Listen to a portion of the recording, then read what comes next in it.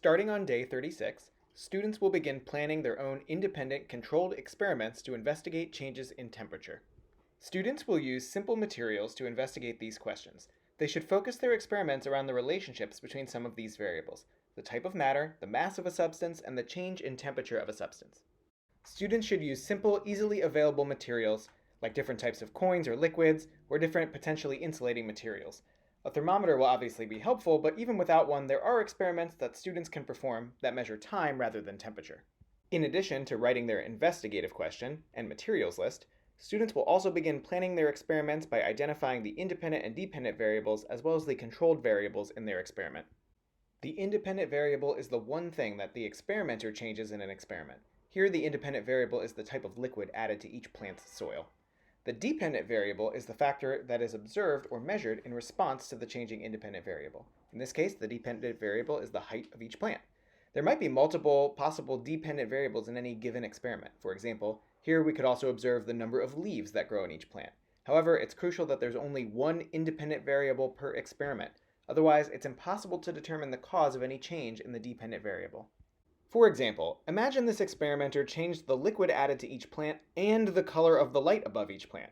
If one of the plants were to grow more than the others, we wouldn't be able to tell if the cause of this greater growth was the liquid given to it or the color of the light. Whereas with only one independent variable, we can say with more certainty what the cause was of any observed effect. Controlled variables are those variables that the experimenter prevents from changing at all in order to avoid any interference with the experiment. Essentially, everything should remain constant between the experimental groups in order to isolate the independent variable, in order to make sure that the independent variable is truly the only thing that is different between each group. Let's take a look at some possible experiments that students could conduct at home using simple materials and the variables in each experiment. We'll avoid experiments that require the use of a microwave, stove, or live flame in order to avoid any serious safety concerns. First, how does the mass of metal added to a glass of water affect the temperature of water? In this experiment, I'll add different numbers of freezing cold coins to several cups of water, then measure the effect on the temperature of the water. Coins are great and easily accessible. Their mass is standardized and they're stackable. Students could even research the composition of different coins to compare changes in temperature with different materials. First, I'll put some quarters in the freezer and leave them for at least an hour to make sure they get nice and cold. When the coins are ready, I'll measure out an equal volume of room temperature water into several containers.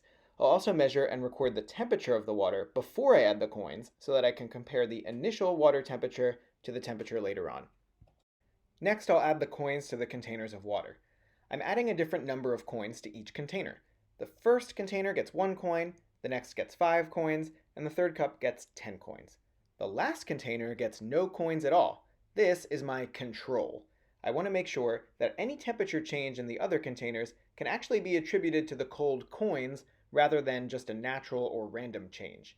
I will also be able to later compare each container with coins to the control to measure how strong the effect of the coins actually is. Once my coins are in the cups, I'll start my timer and I'll measure the temperature of the water in each cup every 30 seconds. I'll do this until I see the temperature of the water start to rise back up to room temperature. Variables in this experiment.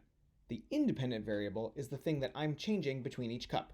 In this experiment, the independent variable is the number of coins that I'm adding to the water. The dependent variable is what I'm measuring, in this case the temperature of the water over time. There are lots of controlled variables, things that I tried to keep constant between all of the glasses. I gave each glass the same amount of water, I used the same types of coins, I kept the coins in the freezer for the same amount of time so that they started at the same temperature, I measured each cup every 30 seconds with the same thermometer, and I used the same containers to make sure that thermal energy wouldn't escape differently for each one.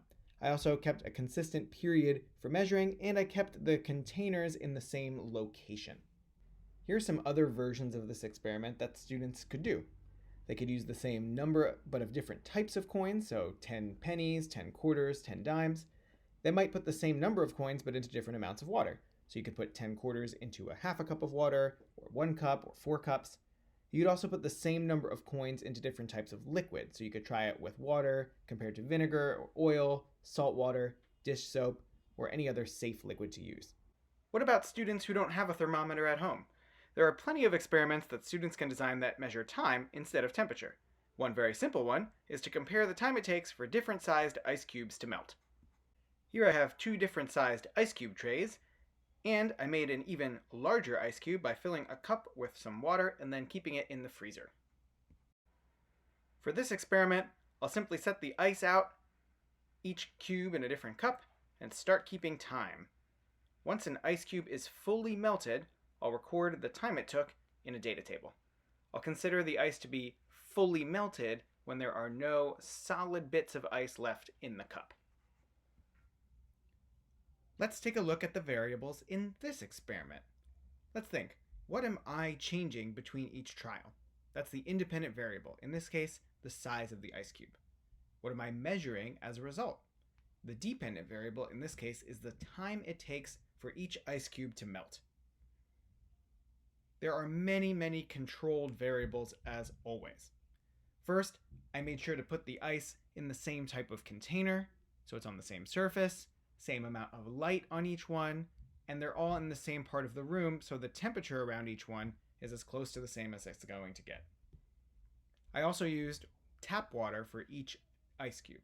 Using different liquids could be another experiment, but it would definitely affect my results.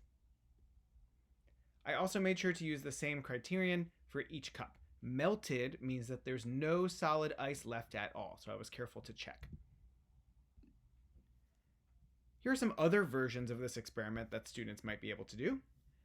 You could use the same size ice cube, but make it out of different liquids. So they could try to make ice out of vinegar, salt water, oil, soap, any other liquid that's safe to use. They could also use the same size ice cube made of water, but under different conditions. So they could try putting it under different amounts of light or different types of light. They could try putting it on different surfaces, either materials or colors.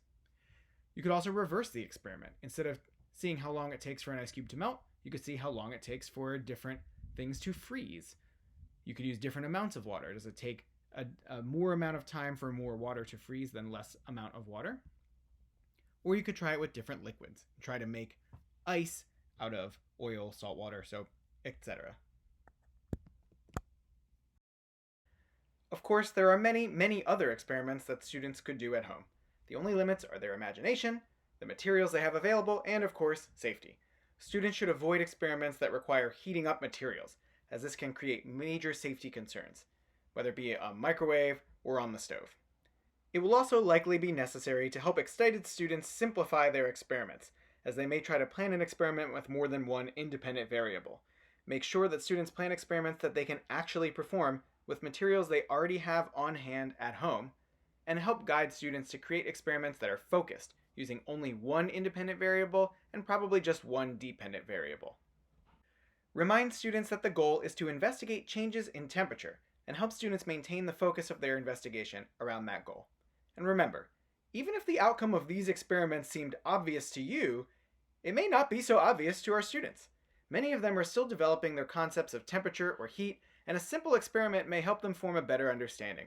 This is also a great opportunity for students to learn and practice the elements of good experimental design, so a simple experiment, or even one with an obvious outcome, can help them focus on newer or more complicated elements like experimental variables. What each student takes away is likely to be different, which is why it's so important for students to plan their own investigations. Good luck, stay safe, and have fun.